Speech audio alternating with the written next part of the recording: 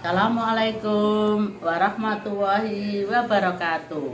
Selamat pagi anak-anak. Sekarang Bu Siti mau menerangkan mengenai keberagaman suku bangsa.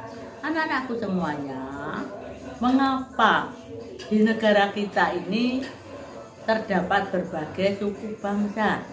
Terlebih dahulu kamu kemarin pernah menyanyikan lagu apa anak-anak? Karena Indonesia terdiri dari berbagai suku bangsa dari Sabang sampai Merauke, maka marilah anak-anakku semuanya menyanyikan lagu dari Sabang sampai Merauke, berjajar pulau-pulau,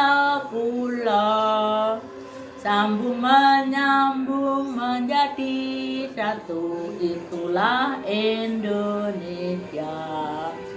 Indonesia tanah airku, aku berjanji padamu, menjunjung tanah airku Indonesia. Nah, begitulah anak-anak.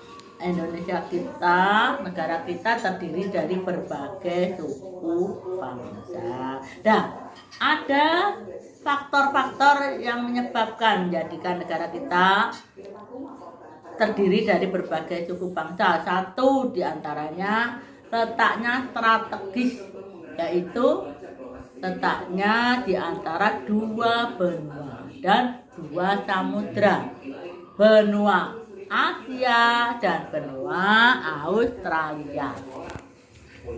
Dan letaknya dua samudra, Samudra Pasifik dan Samudra Hindia, atau terbalik, Samudra Hindia boleh dan Samudra Pasifik. Kondisi negara kita adalah terdiri dari berbagai kepulauan.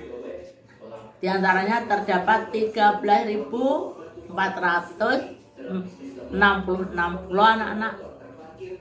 Nah, kemudian nomor 3 adalah mengenai perbedaan alam di laut dan di dataran tinggi, di sungai, dan di antaranya selain di laut, di sungai, di pegunungan, dataran tinggi anak-anaknya. Kemudian keadaan transportasi dan komunikasi anak-anak semuanya. Transportasi dan komunikasi itu sangat menentukan untuk berkomunikasi dengan masyarakat yang lain. Kemudian yang kelima adalah penerimaan masyarakat terhadap perubahan. Untuk masyarakat kota itu mudah menerima perubahan. Untuk masyarakat pedalaman sulit, karena kadang-kadang sulit terjangkau, kadang-kadang bahasanya tidak tahu. Kalau masyarakat kota mudah dipengaruhi. Maka dari itu terdapatlah berbagai-bagai budaya bangsa, berbagai-bagai suku bangsa. Jadi anak-anakku sekalian, di Indonesia ini ada 5 pulau besar dan terdapat 34 provinsi, dan tiap provinsi terdapat suku bangsa berbeda-beda. Untuk selanjutnya anak-anakku dapat membaca dari literasi atau buku-buku lain atau buku paket untuk mengetahui selanjutnya. Anak-anakku pandai-pandailah membaca, memahami semua isinya. Kalau kurang jelas boleh ditanyakan. Selamat membaca dan menerima ilmu dengan baik.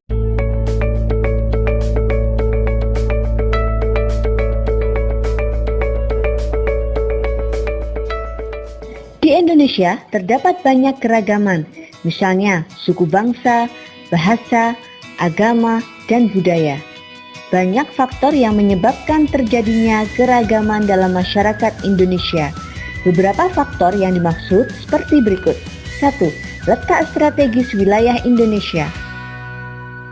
Letak Indonesia sangat strategis, yaitu berada di antara Samudra Hindia dan Samudra Pasifik. Indonesia juga berada di antara benua Asia dan benua Australia. Letak strategis tersebut menjadikan Indonesia berada di tengah-tengah lalu lintas perdagangan. Para pedagang dari berbagai negara datang ke Indonesia. Mereka membawa agama, adat istiadat, dan kebudayaan dari negaranya. Faktor yang kedua, kondisi negara kepulauan. Keadaan geografi Indonesia merupakan wilayah kepulauan yang terdiri atas 13.466 pulau. Banyaknya pulau di Indonesia menyebabkan penduduk yang menempati satu pulau atau sebagian dari satu pulau tumbuh menjadi kesatuan suku bangsa. Faktor yang ketiga, perbedaan kondisi alam. Keadaan alam Indonesia tersebut mempengaruhi keanekaragaman masyarakatnya. Masyarakat pantai lebih banyak memanfaatkan laut untuk mempertahankan hidupnya, yaitu dengan menjadi nelayan. Sebaliknya, masyarakat yang tinggal di lereng pegunungan memiliki upaya sendiri untuk mempertahankan hidupnya. Mereka lebih memilih mata pencarian yang berkaitan dengan relief alam pegunungan, misalnya sebagai peternak atau petani sayur. Kemudian bagaimana dengan masyarakat yang tinggal di kota?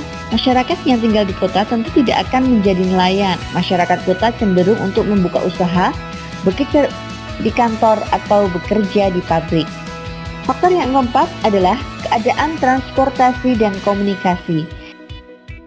Kemudahan sarana transportasi dan komunikasi memudahkan masyarakat berhubungan dengan masyarakat lain.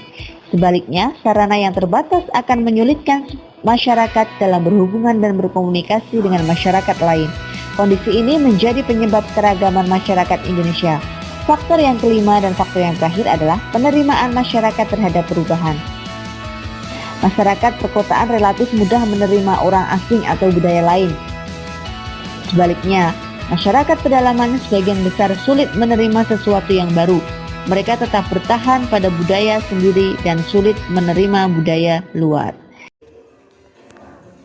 Anak-anakku semuanya, dengan berakhirnya pelajaran, anak-anakku tadi sudah mendapatkan ilmu, berbagai ilmu.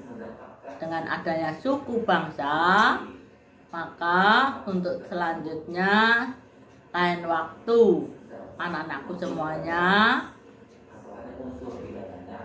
kami cukupkan sekian saja dulu anak-anakku. Assalamualaikum warahmatullahi wabarakatuh.